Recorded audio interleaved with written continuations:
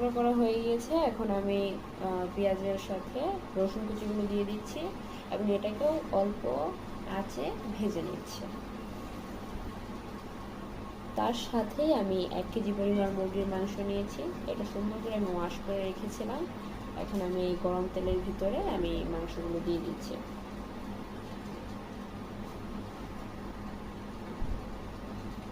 আর আমার সাথে লাগছে 2 চামচ ফিশ সস, আর সাথে লাগছে 1 চামচ গোলমরিচের গুঁড়া। হয়ে গেছে। এখন আমি এটা সুন্দর করে মিক্স করে নিব।